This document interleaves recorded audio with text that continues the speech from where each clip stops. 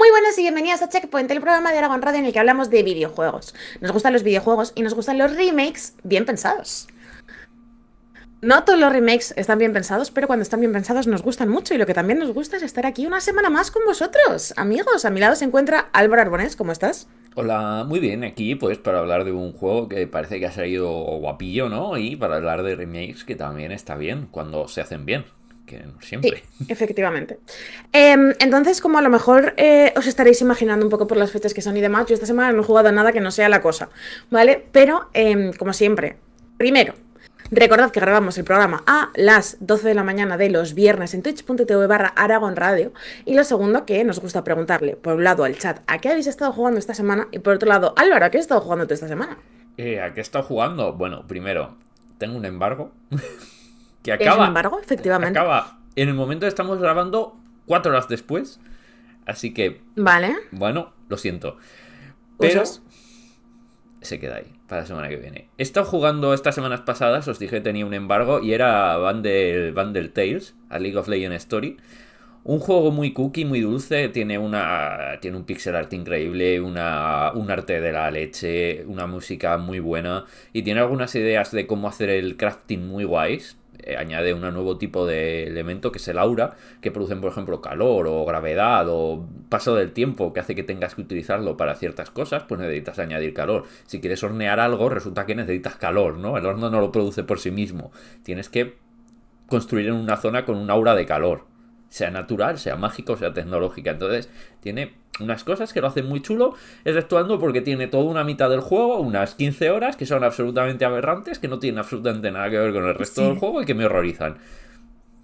Sí, fue un poco una cosa como hablar contigo y preparar un poco los programas y demás mientras estabas jugando, porque fue como, al principio te estaba gustando mucho, solo me contabas cosas buenas y luego era como, Dios, se está inventando muchas excusas para continuar y eso me da un poco de rabia, la verdad. Sí, se inventa mogollón de excusas para continuar y hace que el juego sea mucho peor para el hecho de durar 30 Mm. horas en vez de durar 15. Es un buen juego de 15 horas que se alarga hasta las 30 40 horas que sinceramente no creo que le siente bien. Eso no quita que la base sea buena, pero sí que hace que se sienta muy alargado. Otro juego que he jugado, este sí, pues se van a decir cosas más positivas en general, es Balatro. Buah. Tengo muchas ganas de jugar Balatro, estoy harta de no estar jugando Balatro. Balatro en este mismo momento. Es un juegazo, ¿vale? Es un juego increíble y quienes ya habéis jugado lo sabéis, quienes no, bueno, creo que hemos hablado bastante de él ya, pero aún así es un juego que coge el póker de base para hacer un deck builder donde tú pues tienes que básicamente pues construirte tu mazo según van avanzando tal y te van poniendo reglas en plan de pues ahora en los bosses, ¿no? Las últimas ciegas. Que es en plan, bueno, ahora no tienes. No, tal palo no puntúa, ¿vale? O solo tienes una mano para ganar. O no puedes hacer descartes. Lo que sea, ¿no? Son estos elementos. Y la cosa es que introduce muy bien el concepto de builder al estilo de Slate Spire, pero con una base mucho más comprensible y sencilla. Una cosa que tiene Slate Spire para cierta gente es que son muchos elementos de golpe que no entienden, ¿vale? En plan de, son las cartas, son los personajes, es el lore, es la ambientación. O sea, hay mucha gente que la trae por eso, pero hay mucha gente que se siente desconectada por eso, porque es, vale, hay muchos elementos aquí que no pillo, ¿vale? Pero Balatro, Sí, comprensible. claro, es comprensible. Pero Balatro tiene una cosa, y es que es muy buena droga de entrada en el sentido de el póker, incluso si no sabes jugar a póker, la baraja la conoces. Quiero decir, Sí, sí, a ver, entiendo que hay como una cierta familiaridad con ese tipo de cartas. O sea, yo, por ejemplo, es que soy muy negada con ese tipo de juegos, ¿vale? Que la gente siempre me dice, ¿cómo no sabes jugar el póker y sabes jugar a las Magic? Es como, bueno, pues porque las Magic pone que hace cada carta, que es un poco como mi frustración definitiva con este tipo de juegos. Pero igualmente, entiendo que sí que es verdad que parte de un sitio más familiar. claro, o sea, la baraja la conoces y a nada que conozcas Claro. el póker son 10 manos las que existen, quiero decir, no hay Sí, más. totalmente. Y además tienes un cheat set en el propio juego que te dice las manos, cuánto valen y cómo se hacen. O sea que tú la puedes mirar en todo momento para saber cómo hacerlo. Entonces es un juego mucho más accesible, mucho más directo, pero tiene la misma profundidad que un Mm. Slate Spy. De hecho, este es el tipo de juego que yo veo a la gente viciándose y luego empezando a darle muy fuerte a Slate Spy porque dicen, necesito más como esto, pero quizás ahora sí puedo entrarle, ¿sabes? Y O me sea, es un poco como parece. de... No había pensado nunca en Balatro como cosa de entrada para Slade Spire, pero ahora me parece como incluso mejor. Pero más allá de eso, a mí lo que me llama la atención es el... Hay como un poco de debate, ¿no? Sobre si es un roguelike o no es un roguelike. ¿Qué opinas tú de esto? Es un roguelite. Porque Claro. porque lo siento, pero Hay sí que progresión, entiendo, ¿no? hay progresión estricta dentro del juego. Entonces sí que es un roguelite. Entonces no puedo negarlo. Lo único es eso, es un deck builder roguelite y entiendo por qué hay gente que puede decir que no, pero lo es porque además está construido como si fuera un dungeon donde vas avanzando a través de fases que se van complicando según vas avanzando. Entonces es un roguelike o pseudo roguelike si lo prefieres, pero vamos, es que es básicamente las bases del género. Yo no le veo el debate, para mí lo es muy claramente y cuando lo Ujú, juegas es muy claro que lo es. ujú. Bueno, está interesante, me parece que está guay. Y otro ¿Y algo jueguillo que he más? Ah, jugado, vale. Sí, perdón. este es pequeñito, no, Vale. perdón, hombre, he sido yo el que me ha adelantado, porque tengo muchas ansias Mm. de hablar de este juego, es Free Hunter. Ajá. Es un dungeon crawler de ir avanzando en casillitas, pero a la vez es un Sí. shooter, ¿vale?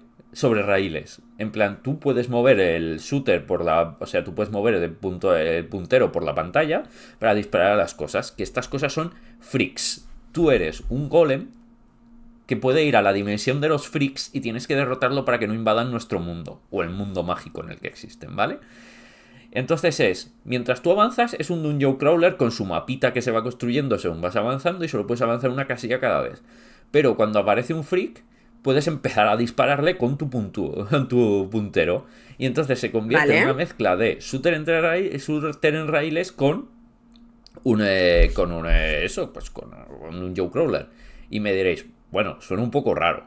Bueno, pues es increíble. Los freaks son muy monos, son muy Suena muy majos. raro. O sea, suena honestamente muy raro, pero me creo si me dices que está chulo. Está muy chulo, porque además son dungeons sencillitos, ¿vale? Está hecho en fases. Y esta es la cosa, está hecho como si fuera un Doom.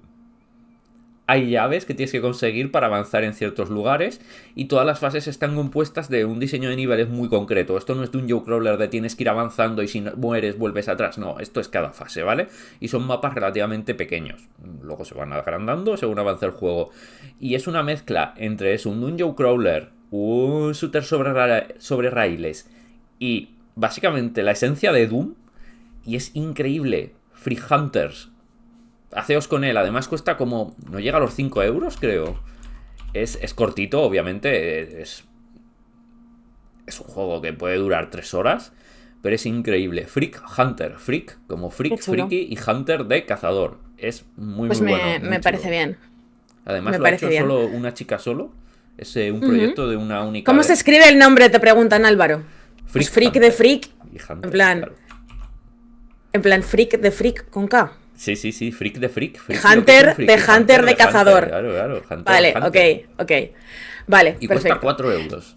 Cuesta 4 euros. Pues 10 de 10. Además, la página dice Steam Deck jugable. Yo en la Steam Deck lo Sí. juego perfecto. No ha habido ningún problema. Bueno, pues entonces, vamos a leer las... Perdón, es que estaba pensando en el juego y me he distraído. Vamos a leer las cosas del chat porque me gusta mucho que Kirk se ha adelantado y antes de que preguntásemos siquiera, antes de que empezásemos el programa siquiera, cuando estábamos como en la pantalla de espera de Twitch, ha dicho, ya os lo digo, estoy jugando mucho Balatro. O sea, ese era como el ansia que había de hacerlo. Luego... ¿qué más cosas tenemos? JRS Jacobo dice, yo aquí terminando la isla Dondoko del Yakuza para sacar el platino, que es lo único que me queda. Ostras, pues terminar la isla Dondoko del Yakuza no debe ser cosa chiquita, honestamente. Porque ciertamente...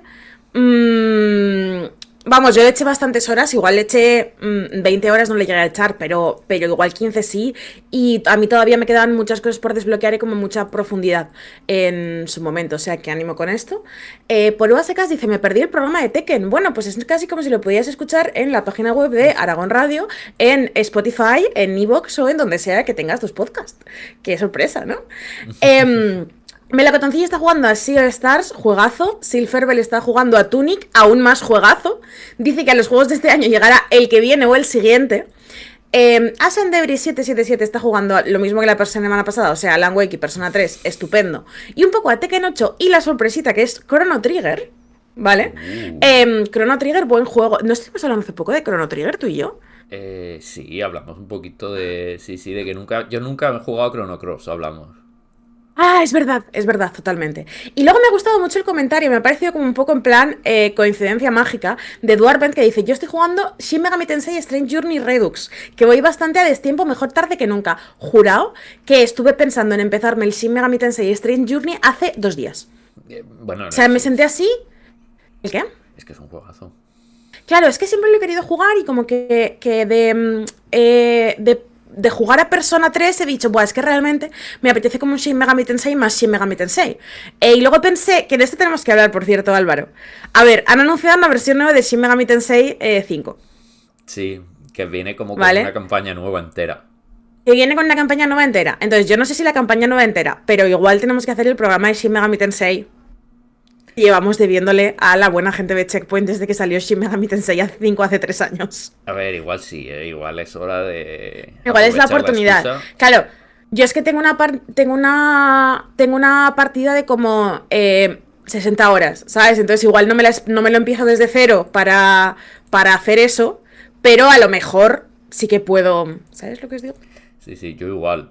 Y igual, oye, si podemos aprovechar y luego echamos a la campaña Claro. nueva, Que si pues es que yo jugué mucho realmente, lo que pasa es que me enfadé con el juego y luego ya pues no tal. Pero realmente jugué mucho. O sea, en yo jugué realidad mucho, pero se lo me tengo puso la bastante vida. avanzado.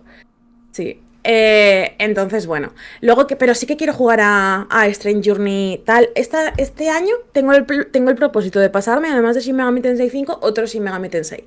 No sé si va a ser Strange Journey o si voy a empezar a jugar Digital Devil Saga. No lo sé todavía, pero creo que va a ser uno de esos dos.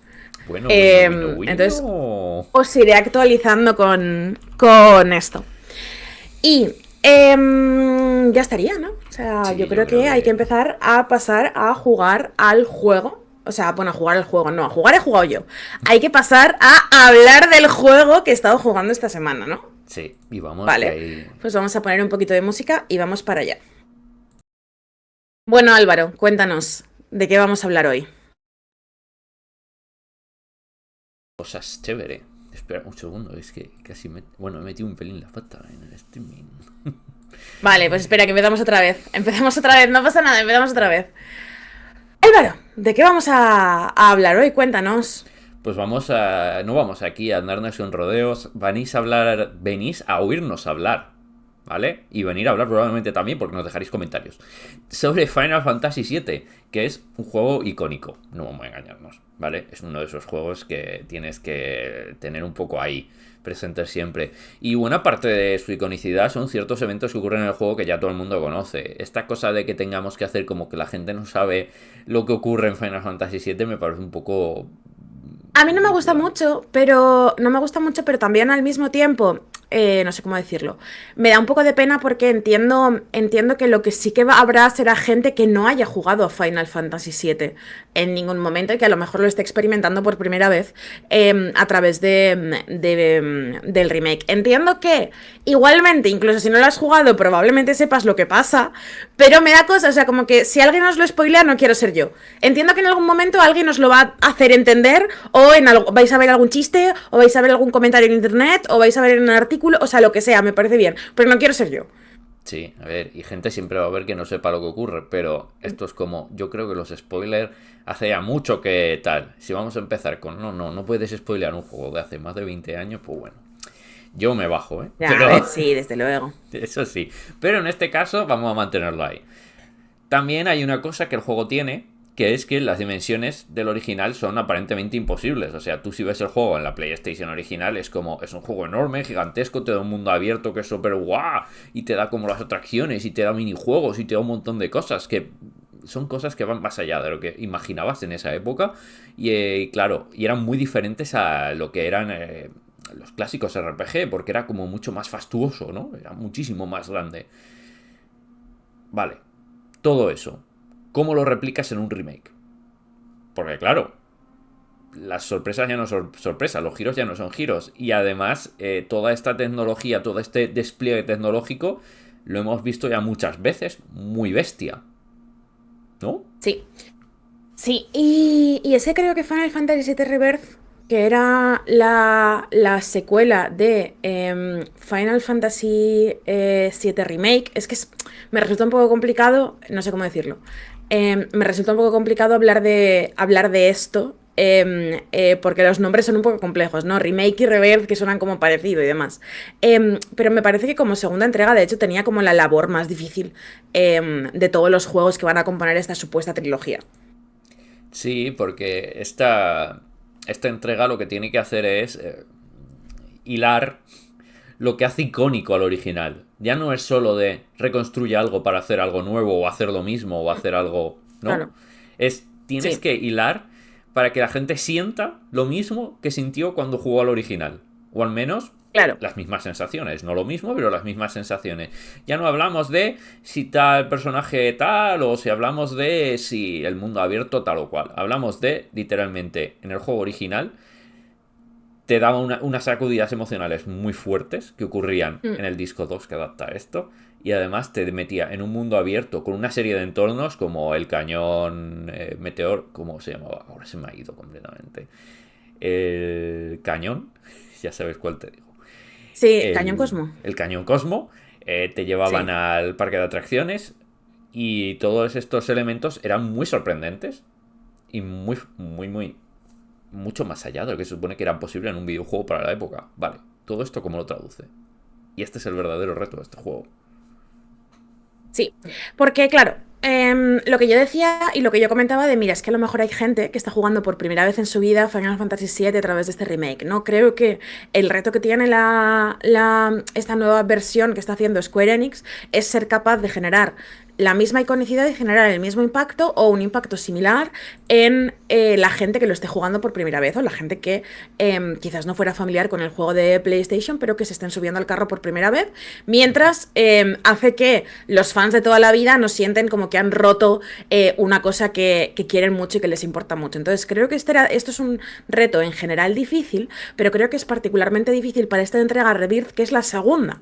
Entonces tiene como eh, ciertos handicaps en ese sentido. Porque, por un lado, no empieza desde el principio, es decir, empieza en media res, con lo que eso suele significar para el ritmo narrativo. Y segundo, no tiene una conclusión clara, como si va a tener en teoría la tercera entrega que va a acabar y el final va a ser el final y ya estaría. Entonces sí que es verdad que el rollo de estar en medio de una trilogía creo que es algo que le pesa un poquito a Rebirth en ese sentido.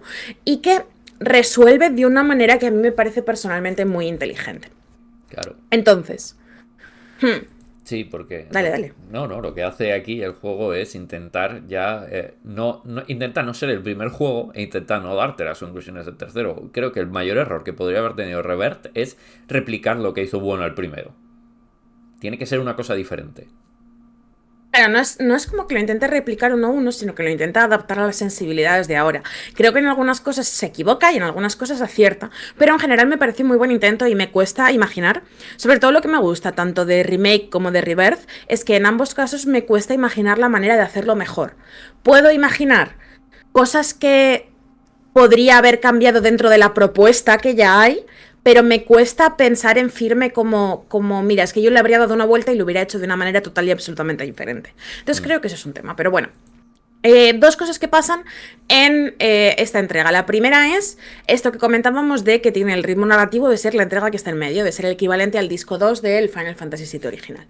La segunda es que introduce una estructura de mundo abierto que creo que tiene cierto sentido de nuevo para expresar lo que Final Fantasy VII Remake quería, o sea, Final Fantasy VII original, perdón, quería expresar en su momento. Este es el momento de la historia del juego original en el que salimos al Overworld, que es un mapa de mundo, no de mundo abierto, sino un mapa de mundo de RPG en el cual nos podemos mover entre las diferentes ciudades encontrando distintos lugares, enfrentándonos a combates y en este caso cazando chocobos, que es una de las mecánicas más características del juego en este momento.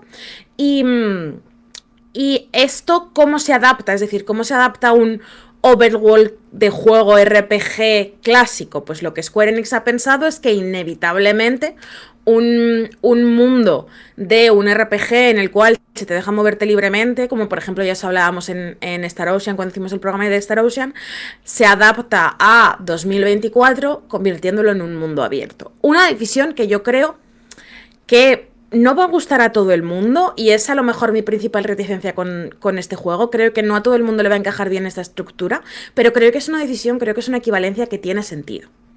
Tiene sentido porque al fin y al cabo lo que hacían en los RPGs en su día con los mapas de mundo eran lo que ahora son un poco los mundos abiertos. Para bien y para mal, quiero decir. Esto hay que tenerlo en cuenta, no lo estamos diciendo como necesariamente algo positivo. Todos los vicios y todas las virtudes que tienen los mundos abiertos hoy vienen mucho de los mundos de los mundos, los escenarios de mundo de los RPGs, donde te llevaban de un lugar a otro, pero entre medio también había pues cosas escondidas y había cosas que fueron evolucionando en el tiempo. Los primeros casos eran simplemente un lugar para ir de un punto a otro y que hubiera un poco entre medio para que pelearas, pero es cierto que según fueron evolucionando fueron metiendo dungeons opcionales, encuentros con NPCs, toda esta serie de clase de cosas que luego iríamos viendo en el mundo abierto. Lo único que hicieron es cambiarlo a ahora hay más dimensión, ahora hay más espacio para meter las cosas, las producciones son mucho más grandes, así que en vez de hacerlo en versión chibi, que te salte una escena y saltes a otra escena, ¿no? Que te salte un y saltes a la escena, directamente lo veas en el propio mundo. Pero por lo demás, era exactamente lo mismo. Sí, quería señalar dos cosas. Primero, estoy todo el rato diciendo que Rebirth adapta el disco 2 de Final Fantasy, ¿vale? Y es verdad que, digamos que el acontecimiento, es que me está pasando todo el rato porque el juego hace como una reconstrucción de los eventos, como que desordena ciertas cosas bastante peculiar. Pero es verdad que gran parte del contenido, diría yo que la inmensa mayoría del contenido de Rebirth viene del disco 2. O sea, hay... no sé cómo decirlo, pero si recordáis las peleas finales del disco 2, muchas de ellas están en Rebirth, ¿vale? O sea, hacen como una reconfiguración de la historia, pero hay mucho, mucho, mucho contenido de disco 2 en Rebirth, ¿vale? Y al margen de esto, otra cosa que quería señalar es un comentario que hay en el chat que me ofende personalmente, que dice, a ver, espera, ¿dónde está? Vale, Steins98 dice... no, JRS Jacobo dice, en el remake quitaría el notas de Roche. Mira, no, borra, Roche es el mejor. O sea, dejadme en paz. Es el mejor, es un pesado con su motillo, 10 de 10. Ya está, o sea, no me rayéis la cabeza con esto. O sea, no, bueno. A mí me gusta. Total. Sí. A mí me gusta mucho Roche, es el mejor. Lo siento mucho, pero es el mejor. Vale, entonces... ¿por dónde sigo? Es que estoy viendo muchos comentarios en el chat y me estoy distrayendo un montón. ¿Por dónde sigo, Álvaro? Ayúdame. Vamos a hablar del mundo abierto, porque estamos hablando del mapa y del mundo abierto. Vamos a hablar del mundo abierto. Vale, vamos a hablar del mundo abierto. ¿Cómo planteas un mundo abierto Final Fantasy VII Rebirth? Pues honestamente, de la manera más sencilla, yo creo, de la manera más lógica o más habitual de plantear un mundo abierto, que es hacer un mundo abierto de iconitos. ¿A qué nos referimos con mundo abierto de iconitos? Pues mundo abierto de iconitos es como llamamos coloquialmente los mundos al estilo, quizás es Ubisoft y Assassin's Creed, la saga / desarrolladora que más se caracteriza por hacer este tipo de mundos, en los cuales pues tú desbloqueas una serie de torres de vigilancia o atalayas que te muestran los iconitos que hay en el mapa. Cada iconito se corresponde con una distinta actividad y tú tienes que ir explorando el mapa y limpiando, digamos, esos iconos, ¿vale? Entonces no es como que haya una exploración de narrativa emergente en el sentido de que tú te vas encontrando las cosas fijándote en elementos visuales o lo que sea, aunque hay un poquito de esto en Rebirth a veces, sino que el mapa te marca dónde hay cosas y tú vas buscando esas cosas y haciéndolas y completando poco a poco y progresando de esa manera en el mapa. Los iconitos de Final Fantasy VII Rebirth son casi siempre las mismas actividades. Yo diría que principalmente hay 5, aunque a lo mejor... o sea, no quiero meterme como... Hay algunas cosas más, ¿vale? Pero no os las voy a contar porque forman parte como de historias. Tienes, por un lado, las propias torres de vigilancia. Y las torres de vigilancia te desbloquean, por un lado, batidas de caza, que son...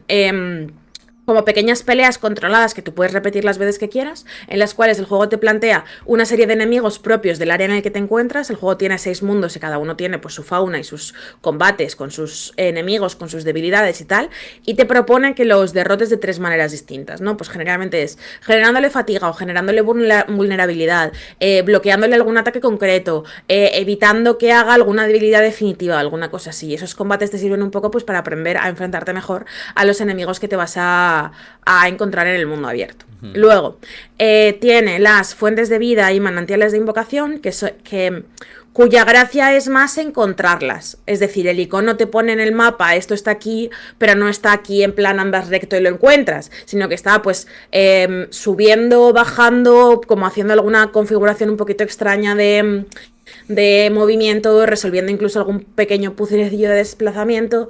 Y entonces cuando llegas ahí, generalmente lo que te encuentras es, primero, materiales para que el pesado, o sea, materiales para tu herramienta de síntesis, que es el crafting que le ha metido al juego, y segundo, datos para que el pesado de Chadley, el peor personaje de todo el juego,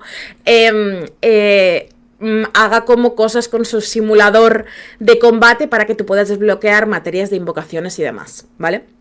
Luego, además de eso, hay excavaciones de las que puedes obtener chips de síntesis para poder craftear más cosas en el menú de síntesis. Y las casas de los Moguri, que es como un minijueguito de llevar Moguris bebés al corral porque se han escapado y están haciendo travesuras, y te dan monedas Moguri para comprarle a los Moguris en su bazar Moguri movidas que suelen ser como objetos valiosos, ¿vale? Luego hay más cositas, pero básicamente es eso. Entonces, lo que pasa con esto es que ninguna de las actividades es muy difícil, es decir, yo creo que nada te cuesta más de 3 minutos completarlo.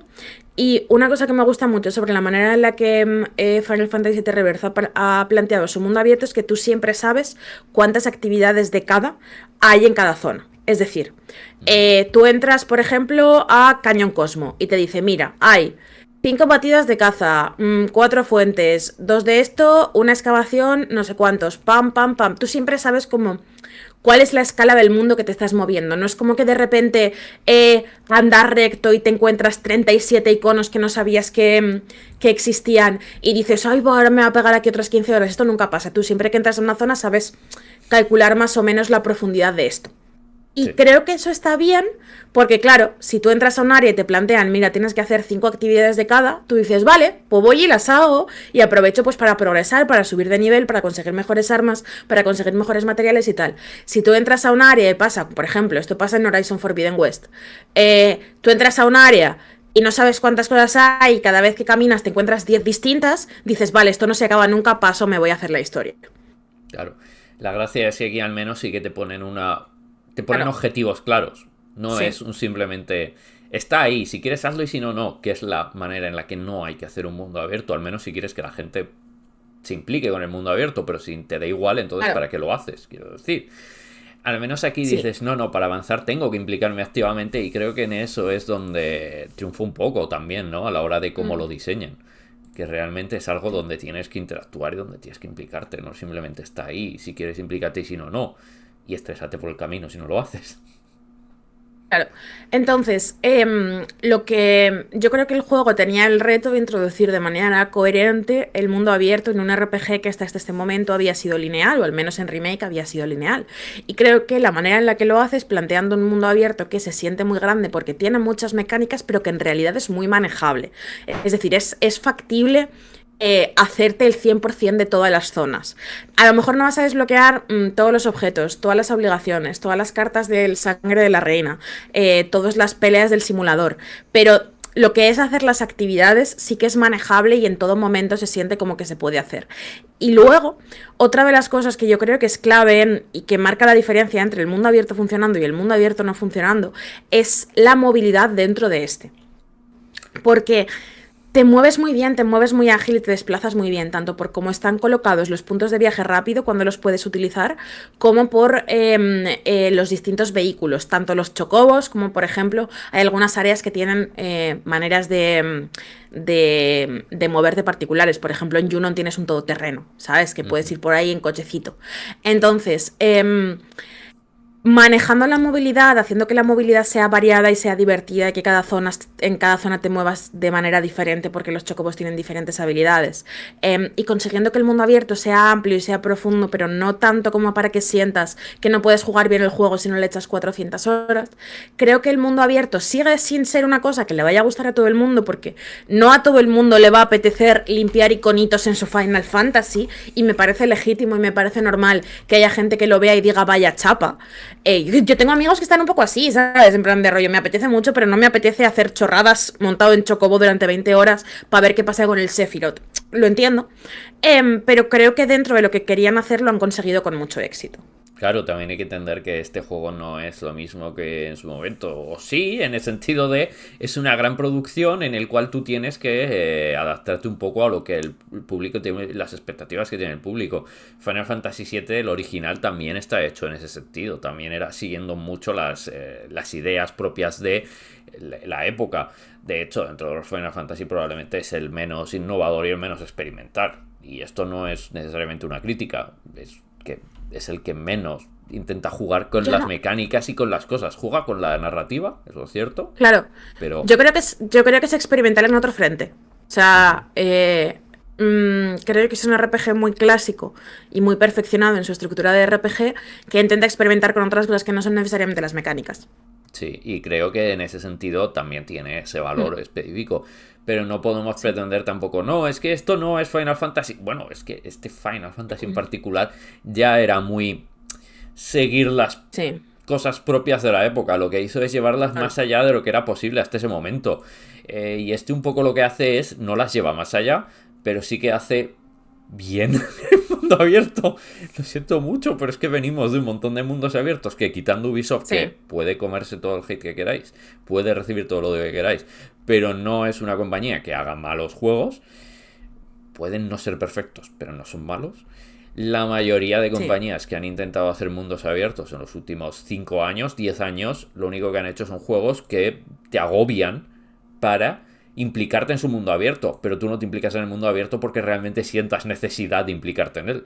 Cosa que a ver, hay excepciones, claro, ¿vale? O sea, claramente hay excepciones, hay pero sí que es verdad que es de una tendencia que tienen los juegos de mundo abierto. ¿Qué tendencia tienen también los juegos de mundo abierto? La de perjudicar la narrativa de lo que están contando precisamente por su propia naturaleza. Que esto es una cosa que ya pasaba en Final Fantasy VII Remake, ¿sabes? Que a veces, o sea, en Final Fantasy VII original, perdón. En el Final Fantasy VII de PlayStation a veces te estaban contando una cosa de que se iba a acabar el mundo y que había que recuperar unas materias súper rápido porque si no, no sé qué, no sé cuántas, y entonces te pasabas 40 horas criando chocobos porque te apetecía. Creo que los juegos con mucho contenido, los juegos con variedad de actividades que dan opción al jugador de cómo quiere experimentarlas, necesariamente hacen que el ritmo de su historia sufra. Porque hacer que te la puedas tomar como y cuando quieras es un... No diría que necesariamente es un riesgo, pero creo que es parte de la propuesta, sin más. Entonces, lo que sí que es verdad es que en cuestión narrativa el juego está mucho menos, yo siento, centrado o como que maneja menos o peor la tensión. Precisamente por esto, a veces pasa una cosa súper tocha y entonces cuando acaba la cosa súper tocha te vas a jugar 10 horas a las cartas para acabarte un minijuego que no sé qué. O te vas a recuperar gallinas porque una señora te ha dicho que las gallinas de tu corral se han escapado. Y entonces... creo que no está mal en Final Fantasy VII concreto porque la saga Final Fantasy siempre ha sido así. En el sentido de que siempre he tenido como la idea detrás de que incluso en las circunstancias más chungas y en los momentos peores, la gente es capaz de encontrar pequeños momentos bonitos o pequeñas maneras de hacer su entorno más alegre o más feliz, que es un poco lo que pasaba con el Blitzball en Final Fantasy X, que es un minijuego que la gente odia porque ahora te pones a jugar al voleibol cuando tal, pero que tiene todo el sentido del mundo si lo piensas así, ¿no? Claro que la gente va a querer distraerse del horror de ese mundo de alguna manera. Entonces creo que Final Fantasy VII hace esto y pues evidentemente a veces hay 20 horas entre un suceso de trama y otro suceso de trama y eso a lo mejor destensa un poco el hilo narrativo, pero siento que las historias están muy bien resueltas y que es un conflicto que el juego sabe que tiene y que no intenta ocultar tampoco. Es decir, el juego sabe perfectamente que entre que pasa, yo qué sé, entre que llegas a Cañón Cosmo y pasa lo que pasa al final del Cañón Cosmo y sales de Cañón Cosmo, puede haber 3 horas, 5 o 40. Y entonces, como lo sabe, lo que hace es segmentar mucho las partes de historia y las partes de mundo abierto. Es decir, tú cuando sigas la misión principal, tú sabes que para llegar al siguiente punto en el que vas a volver al mundo abierto van a pasar pues entre 2 y 5 horas. Es decir, no es como... hago una misión, que esto pasa muchas veces, por ejemplo, en sagas como Yakuza sí que pasa. Hago una misión, dura 15 minutos, hago 5 horas de mundo abierto, hago una misión, dura 15 minutos, hago 5 horas de mundo abierto, hago una misión, dura 15 minutos, ¿sabes? No es este bucle, sino que es como, vale, tú puedes hacer 10 horas de mundo abierto, 5 de historia, 10 horas de mundo abierto, 5 de historia. Cuando te va a contar la historia, quiere tu atención sin dividir. No quiere que hagas una misioncita y que cuando te pasa el siguiente punto de la historia, te vayas a recoger patatas por el campo, ¿no? Es como te deja dispersarse todo lo que quieras en los momentos de dispersarse, pero cuando estás a lo que estás, estás a lo que estás. Que es una manera no ideal, pero es una manera de resolver el mundo abierto. El problema que tiene el mundo abierto es eso, narrativamente siempre vas a tener que andar alrededor de... El problema de Final Fantasy VII es que por mucho que tal sigue siendo una historia sobre el mundo se acaba. Y claro, es difícil. ¿Por qué les funcionan bien a los GTA el mundo abierto? Por poner un ejemplo, porque sus historias no se tratan de que el mundo se acabe. No hay una urgencia absoluta de hacerlo ya. ¿Vale? Una guerra entre mafias, que al final de lo que tratan los GTA prácticamente siempre, puede durar meses, años. No pasa nada. Si entre medio la gente está por ahí de Chile haciéndose un corte de pelo, jugando a los bolos y yo qué sé, ¿sabes? Sí. Pero claro, Final Fantasy VII, dentro de que lo alivia bien, pues sigue siendo una historia de wow, sigue este señor con el pelo blanco va a destruir el mundo, vámonos a hacer snowboard.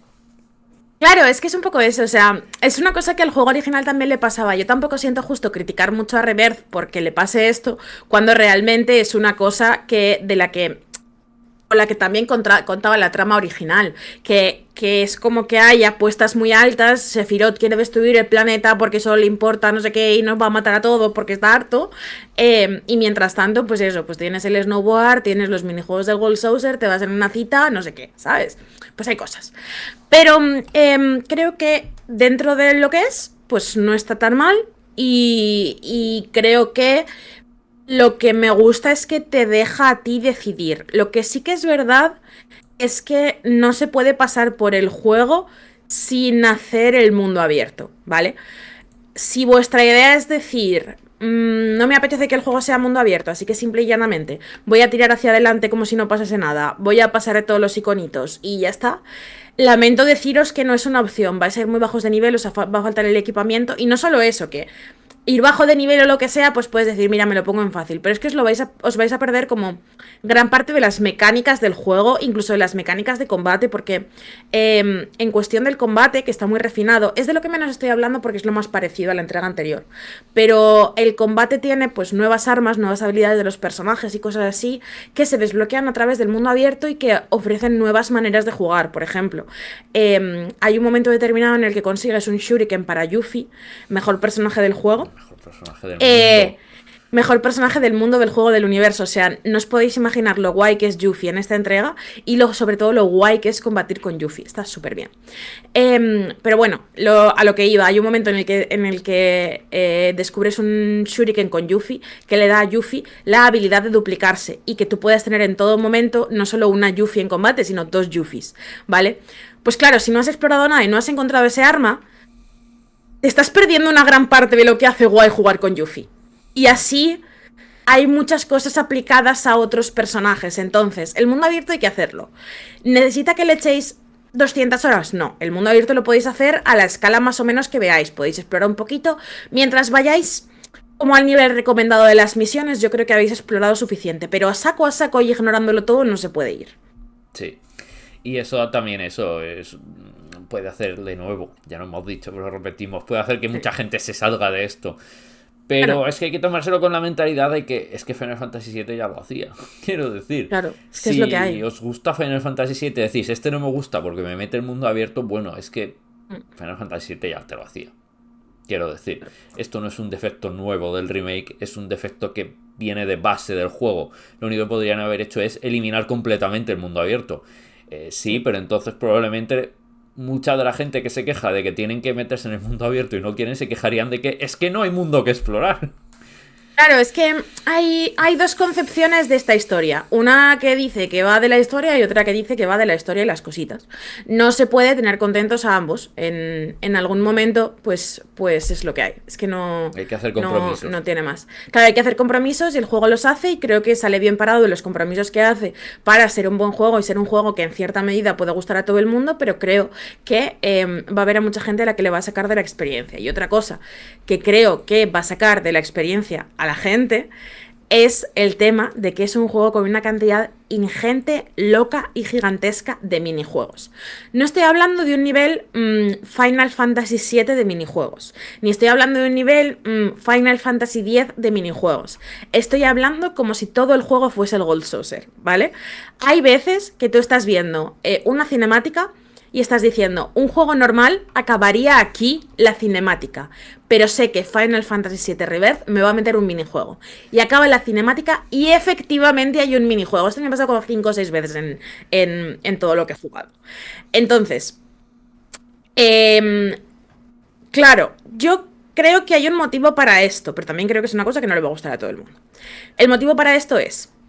Una de las cosas que más llamaba la atención de Final Fantasy VII cuando lo jugabas en PlayStation, y a mí me gustaría decir que yo no soy una niña de Final Fantasy VII, es decir, yo jugué Final Fantasy VII de adolescente, porque cuando salió Final Fantasy VII, siento a quien le haga doler esto, yo tenía 3 años, o sea, yo no estaba para jugar Final Fantasy VII, ¿sabes? Yo estaba, pues no sé, siendo un bebé, ¿no? No estaba como preocupándome por esto. Entonces yo lo jugué a los 12 13 años, con lo cual el juego tenía ya, pues eso, 10 o 12 años. Igualmente, a mí me sorprendió mucho porque es un juego que realmente empuja mucho el concepto de lo que es un videojuego. Te da muchas capas de profundidad, muchas pequeñas cosas que se pueden hacer, muchos elementos de la historia que no tendrían por qué tener mecánicas, como el piano de Tifa, o como, yo que sé, pues el minijuego a las sentadillas o demás, pero que sí que tienen mecánicas. Muchos pequeños detallitos que a mí me sorprendieron mucho, incluso aunque yo ya había jugado juegos de Play 2, Ujú. por su profundidad y por su complejidad. Y la manera en la que Final Fantasy VII Rebirth quiere replicar esto, la manera en la que Final Fantasy VII Rebirth quiere fascinarte de esa manera y decir, ostras, han invertido el tiempo en hacer esto. ¿Cómo puede ser que esto tenga su propia mecánica asociada? Es meter videojuegos en todos los lugares los que se le ocurre. ¿Qué pasa? No todos los minijuegos son igual de buenos. Hay uno de matar cactilios que es horrendo, hay uno de romper cajas que es horrendo, hay uno de volar con los chocobos que está súper bien, hay un chocobo racing bueno metido ahí dentro, o sea, de verdad, el minijuego de las carreras de chocobos es mejor que el Mario Kart, o sea, es profundo, es complejo, tiene diferentes equipamientos, diferentes maneras que puedes usar los power-ups en la pista, diferentes maneras en las que puedes establecer tus chocobos, tiene una complejidad total y absolutamente absurda que tú dices, es que realmente el equipo de desarrollo ha cogido y ha dicho, le voy a meter 6 meses al minijuego de los chocobos. Y les han dicho en producción, hazlo por favor. Y eso da como... O sea, genera una fascinación inevitable porque sientes que el juego es muy detallista y que se esfuerza mucho en cosas que a lo mejor a priori podrías haber pensado que no importaban. Pero importan. Y aquí hay que decir dos cosas también. Cuidado, decepcionado de que los cactilios, con lo adorables que son, le hayan hecho un mal minijuego. Y dos, La cosa es, me gustaría señalar que los cactilios tienen muy buenos momentos dentro del juego, ¿vale? ah, bueno, O sea, hay momentos buenos de apología de cactilios, pero el minijuego en sí a mí me parece malardo, vale, vale, vale. la Y verdad. lo segundo es, lo sorprendía, deben estar nuestros oyentes al descubrir que no eras una bebé jefaza. Mm. O sea, tú eras una bebé normal, no eras una bebé jefaza que iba por ahí dando órdenes y jugando a A videojuegos desde ver, la cuna. ni confirmo ni desmiento, pero justo el Final Fantasy VII pues no pasó, ¿sabes? Ah, vale, vale. Entonces no hemos descartado que Paula fuera una bebé No, no, jefaza. yo no descartaría en absoluto porque yo era una bebé muy pesada y muy hablona, ¿vale? Entonces, pues, bueno, yo estaba por ahí haciendo mis cosas, pero justo el Final Fantasy VII pues no lo jugué más tarde. Vale, vale. Entonces no decimos nada. Pero es eso, creo que queda claro que es un juego de muy disfrutable, muy tal. Pero Mm, que si queréis quedaros. Yo tengo la idea de que es un juego que ha hecho compromisos y eso es bueno, pero ha hecho sí, compromisos para llegar a todo el mundo. ¿Podría haber sido un juego excelente? Sí, pero para eso tendría que haber dejado fuera a una parte del público de Final Fantasy VII. claro, claro, tal cual, tal cual.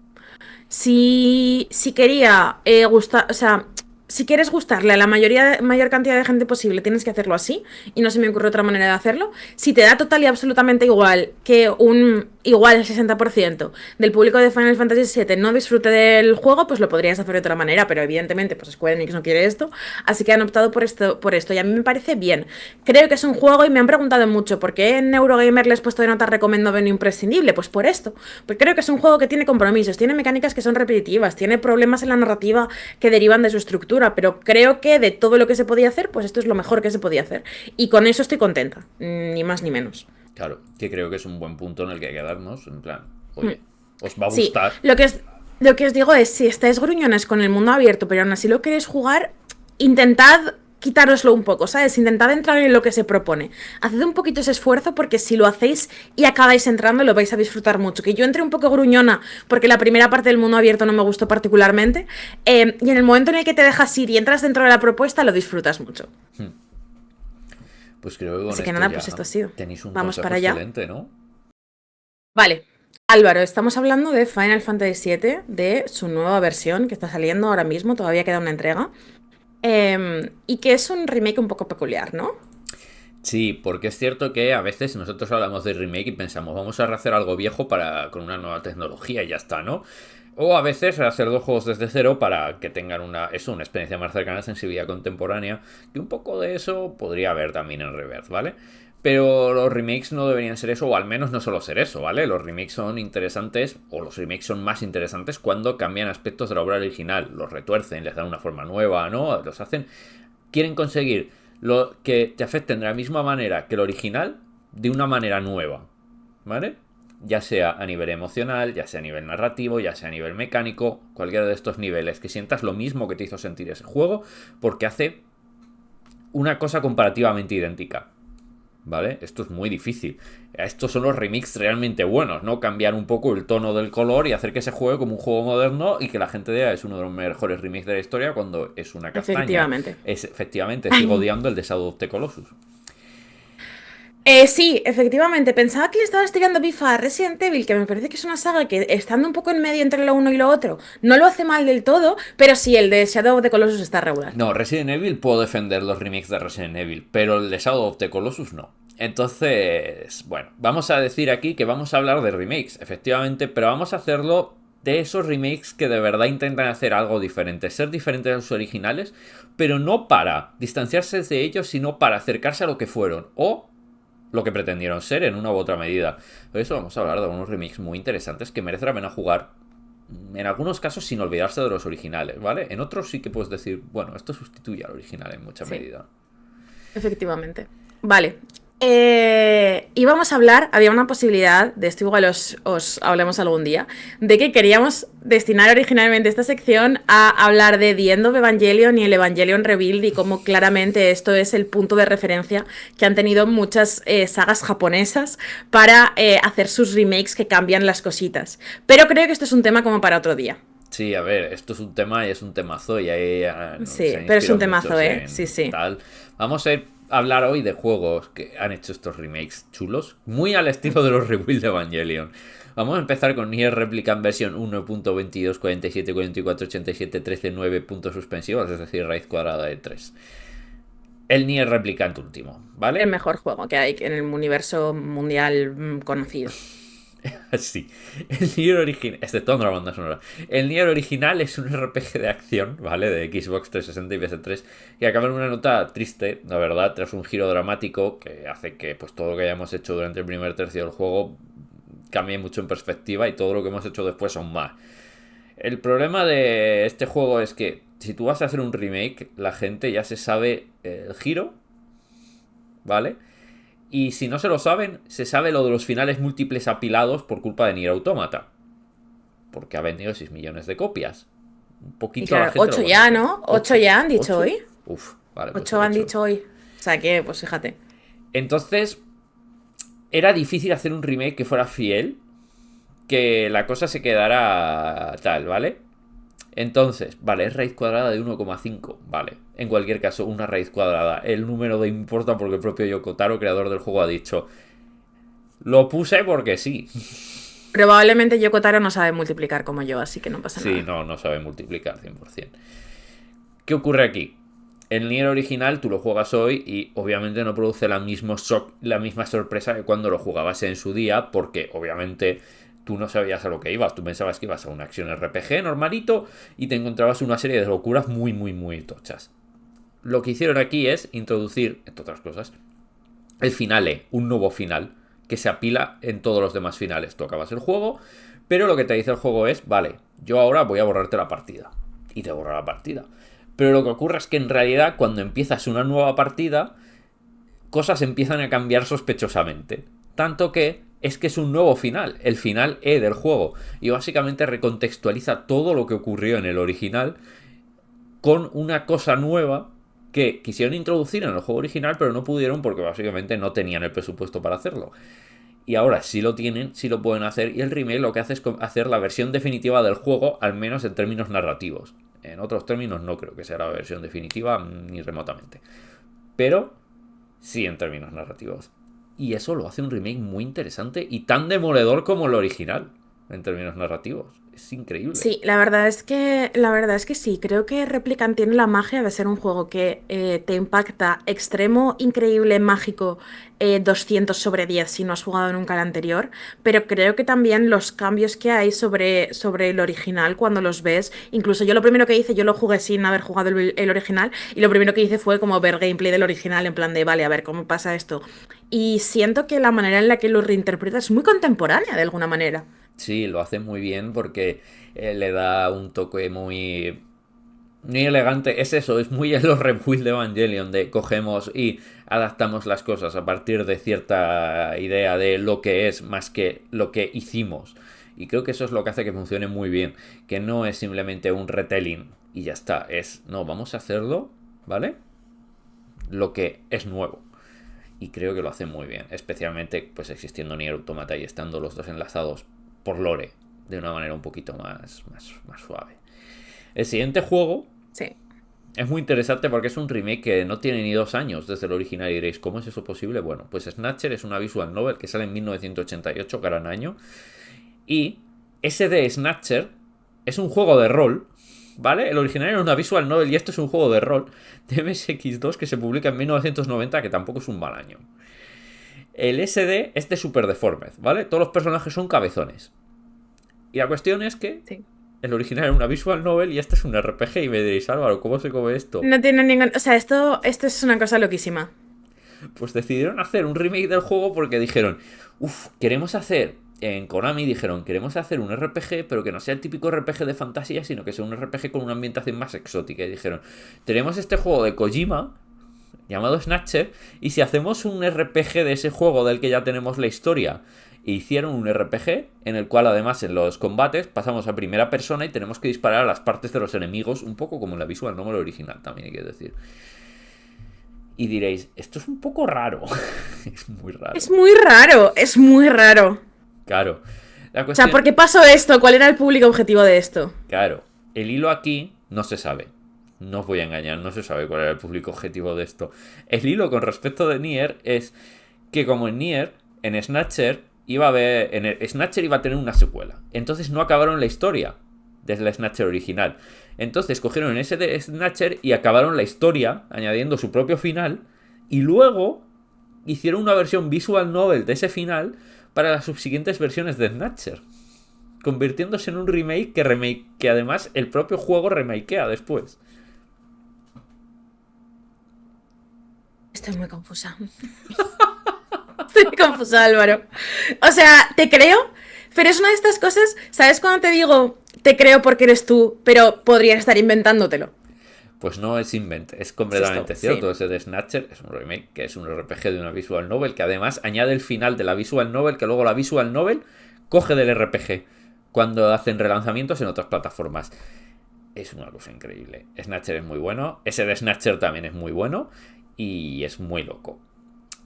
Dentro de las cosas menos más normales, ya ahora entramos en el terreno de lo más o menos normal, ¿vale? Hemos salido ya del terreno de la esquizofrenia, ahora vamos al de la cierta normalidad, que es con Is, YS, ¿vale? No Una saga de la que yo no sé casi nada, honestamente, ¿eh? O sea, vengo hoy a aprender sobre esto.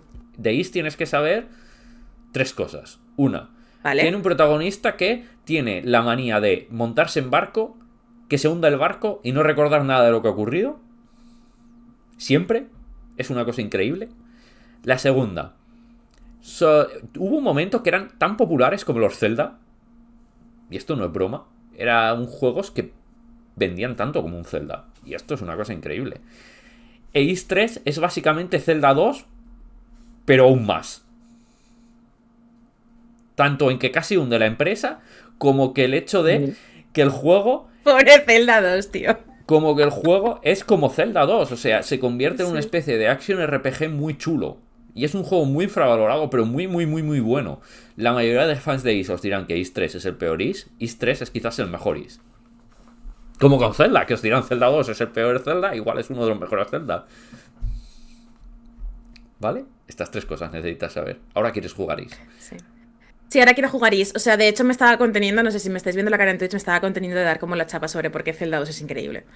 Entonces, porque, rollo, creo que no tenemos tiempo para hoy para esto y seguro que en algún momento tendremos tiempo para hacerlo extendidamente. Sí, un día tenemos que hablar de Zelda 2. Pero bueno, durante la última década, sobre todo, llevan un poco de antes, pero ha sido sobre todo la última década, su estudio, Nihon Falcom, han estado un poco haciendo remakes de todos los juegos de la franquicia para modernizarlos y adaptarlos a lo que es la sensibilidad moderna.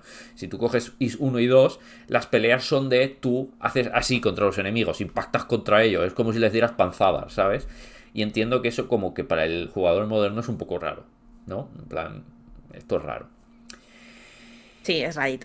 Entonces no, han decidido convertirlos ya en juegos de acción como tal, acción RPGs, pero no solo lo han hecho eso, que sería un poco aburrido, sino que introducen nuevas escenas y añadidos al lore. O sea, hacen que los personajes tengan más diálogo, hacen que ciertos eventos cambien de orden o que incluso desaparezcan del todo, introducen nuevas zonas, o sea, cambian lo que es los propios juegos en sí. Esto ha hecho que los remakes de Is sean el canon de Is. Is 1, Is 2, Ay, Is 3. esto es muy peculiar, pero la gente los acepta, o sea, es el típico canon, es el típico rollo de esto es el canon de Is, pero en verdad los fans siguen diciendo estos juegos no existen, o los fans de Is también están de acuerdo Se ha en aceptado que como, esto es mejor. se ha aceptado Se como hace... canon, sobre todo porque ten en ¡Qué, cuenta que qué Occidente. movida, qué chulo! Ten en cuenta que a Occidente han llegado los remakes, básicamente no los originales, y los japoneses no son tan así. Entonces no hay tanto problema.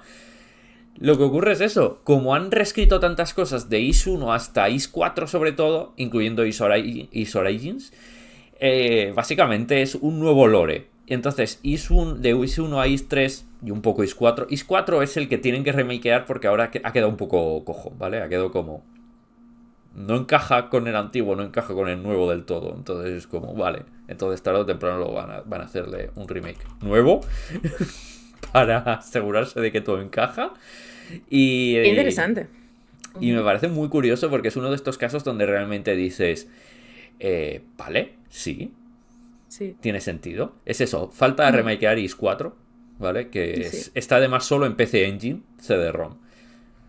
Pero quitando eso, toda la saga ya tiene un nuevo lore establecido a través de sus remakes, que me parece una cosa muy chula. Sí. ¿Qué te vas a poner? Em, ¿No? En plan, sí, no sí, te la explico. verdad es que la verdad es que sí, honestamente. ¿Qué más tienes por ahí? A ver, otro juego que hace algo similar, pero no tan extremo, no vamos a engañarnos, no lo hace tan extremo, no tan a lo bestia, ¿vale? No tan a lo bestia, es Yakuza. Porque Yakuza sí que Sí. también... Su canon en realidad son los Kiwami, no los antiguos. Esta es la cosa. Uy, esto es peculiar, pero sí. Yo diría que a día de hoy el canon son los Kiwami, pero tiene una peculiaridad. O sea, cuéntalo un poquito primero y luego anoto yo unas opiniones que tengo.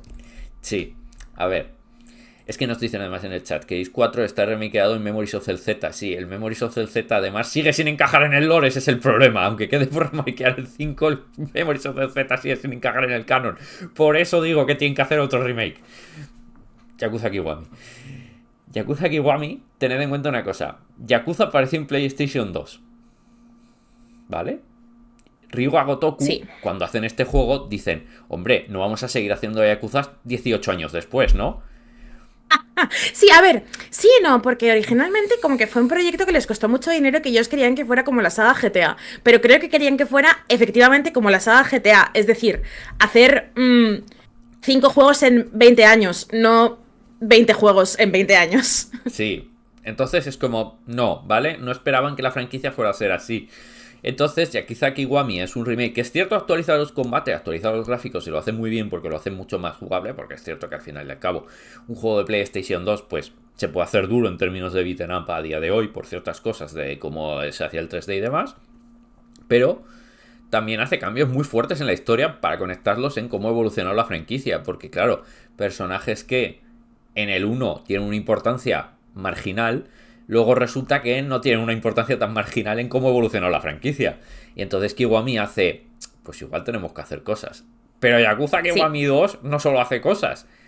No, no, Yakuza Kiwami 2 hace todas las cosas. O sea, Yakuza Kiwami 2 es un caso muy peculiar porque no solo reescribe la historia de una manera que tiene mucho sentido y que de hecho creo que es más fiel como con el espíritu de la saga, sino que metió una cantidad de fanservice para gente que lleva ahí desde el principio, que creo que son un poco los dos mundos de hacer esto.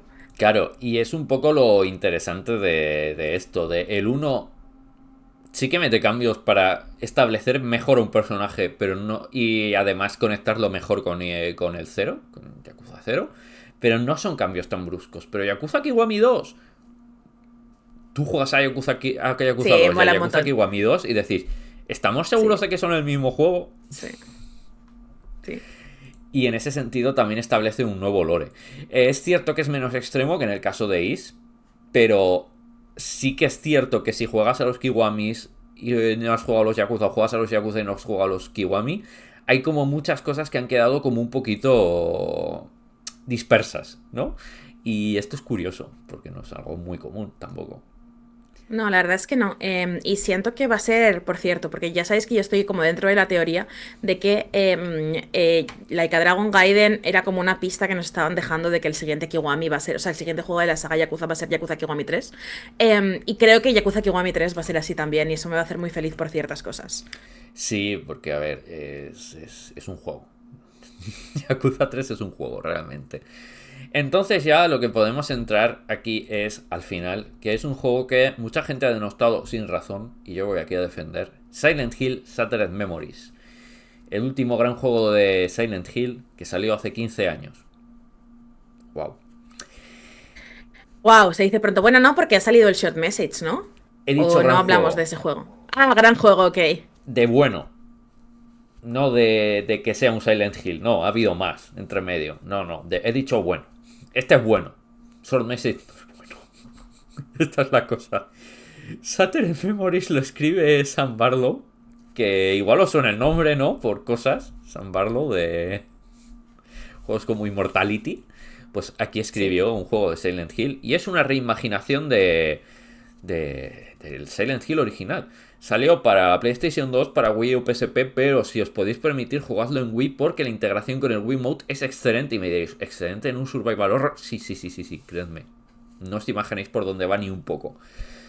No voy a entrar en muchos detalles porque tiene mucha más gracia si no los conoces, pero Sí. coge la premisa del tema original del juego y monta una historia diferente alrededor de la misma. O sea, sigues teniendo al mismo personaje, sigue siendo un accidente de coche donde desaparece la hija del personaje principal, llegas a una ciudad que se llama Silent Hill. Lo que ocurre es que el juego está dividido en dos partes. Una es en primera persona y estamos yendo a psicoterapia. Comprensible, tratándose de un Silent Hill por otro lado. Y la segunda parte es un Silent Hill clásico. La cuestión es que uno, juega en paralelo a Silent Hill. Recuenta la historia, pero a su manera. O sea, no es la misma historia. Cuenta una historia nueva, más o menos, pero causa las mismas sensaciones y las mismas ideas que el Silent Hill original. Además, coge la misma concepto clave de que Silent Hill, pues es una cosa y es una manera de castigo y es una cosa que se infiltra en la mente, ¿vale? O sea, todo esto está ahí. La gracia es que todo lo que ocurre en las terapias de la psicoterapia tiene una traducción en el juego. Por ejemplo, hay una parte en donde nos muestran imágenes Mm. Gestalt. Lo que digamos que vemos Ajá. en cada una de las imágenes determina la clase de criaturas que encontramos en Silent Hill. Esto es un Qué ejemplo de... movida. Qué fuerte, realmente. Es una idea cerebro cósmico. Esta es una de las cosas que hace Shattered Memories, que hace muy bien. No voy a contar todas, hace más cosas con la psicoterapia, ¿vale? Para adaptarlo a lo que tú estás haciendo, para que tú de verdad seas aquí el que está allí, ¿vale? En plan, es el viaje de Harry. Bueno, es el viaje de Harry contigo, ¿vale?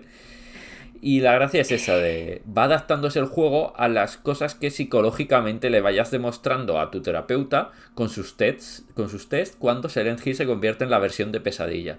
Además tiene otras cosas como que por ejemplo la velocidad de tu personaje depende de la salud que tengas. Cuanto menos salud tengas, más lento va. Que esto no lo hagan los demás juegos de Survival Horror después de este, no lo entiendo. Y es un juego que recibió Qué muchos fuerte. palos. Porque Sí, es un juego que yo siempre había escuchado como opiniones muy conflictivas sobre ella. es un juegazo. Es uno de los mejores juegos del 2009, si no el mejor juego de 2009. Sin bromas. Es excepcional. ¿Queréis compraros una copia física? Bueno, espero que os hipotequéis un poco, porque estamos hablando de un caso Rule of Rose. Carísimo. Ya, básicamente. No lo tengo, creo que no lo tengo, pero lo tuve en algún momento. Bueno, no, lo alquilé en un momento y me dio mucho miedo y ya pues fue como en plan de, no, nunca va a pasar. Si lo llego a saber, me lo quedo. Entonces es una cosa. Yo os lo recomiendo. Si lo podéis jugar, jugadlo. Si no podéis conseguir una copia física, pues ya sabéis, es un juego que no se puede comprar, no se puede tener de ninguna otra manera. No creo que sea tampoco un drama si se lo pedís a un amigo, efectivamente. Y bueno, es un juego que quizá hace algunas cosas nuevas, adapta bien otras cosas antiguas y sobre todo es muy, muy, muy Silent Hill. Es eso, nos dicen, en el Resident Evil original cuando estabas crítico te movías más lento. Sí, pero aquí es gradual, lo cual es la gracia y no También es simplemente pasar de interesante. bien Sí. a cojo. A mal, claro. Claro. Pobrecito. Bueno, una persona. La versión de Wii creo que no está en cara el Silent Hill. Nos están diciendo en. Nos están diciendo en el Sí, chat que tienen la versión de Wii. Creo que la versión de Wii no es tan cara. La de PlayStation 2 es la que es verdaderamente cara. La de PSP es modesta. Y diría que la de Wii puede costar 80-90 € fácil, pero no es tan cara. sí, o sea, Si lo queréis saber por si queréis revisar vuestras colecciones. sí, la de Wii es accesible en términos de precio. Y eso sí, la mejor versión es la de Wii. O sea, de lejos. Cómo se utilizan el Joy-Con es una cosa que le da muchísima, muchísima, muchísima gracia y creo que es uno de los mejores usos del Joy-Con dentro de la consola, fuera de Nintendo, o Sí, sea, o el mejor fuera de Nintendo. totalmente. Pues la verdad es que me ha parecido muy interesante, me ha dado ganas de jugar a Is. No voy a tener tiempo para hacerlo nunca, pero sinceramente ahora me ha picado mucho la curiosidad. Los tres primeros Ys duran como entre los 3 ni 20 horas, ¿eh? ¿En serio? Siempre había pensado que serían Siempre había pensado que serían como Los súper largos, no sé originales por son qué. cortitos porque ten en cuenta que son más rollo Zelda y de hecho Is 1 y 2 que vienen en la versión de PlayStation, por supuesto, son Is Book 1 and 2. Los dos primeros son 15 horas. Me parece muy buena longitud, la verdad. Y luego ya sí, te vas a los posteriores. Bueno, el Is 3 son 6 horas. Is 4 van a ser Bueno, también parecido. Y a partir de Is 5 ya sí que te vas a las 20-30 horas por dice juego. por secas en el chat, no los juegos en pesadilla de los peores errores de mi vida. Vale, No ok. los puedes empezar ya. Pues con esto nos despedimos, ¿no? Creo que sí, ¿no? O sea, Pues sí, hemos hablado de juegos interesantes. Os hemos dado ganas de sí, jugar a Final Fantasy, espero. Y sí. eso. Y nada, pues que esperamos que la semana que viene cuando lo juguéis, entiendo que en el programa siguiente no, porque acabará de salir, pero pues cuando vayáis jugando el juego, nos contéis vuestras opiniones porque yo tengo muchas ganas de seguir hablando de él todo el rato. Así que como siempre, muchísimas gracias por estar aquí con nosotros, sois todos guapísimos y guapísimas. Nos despedimos hasta la semana que viene. Adiós. Adiós.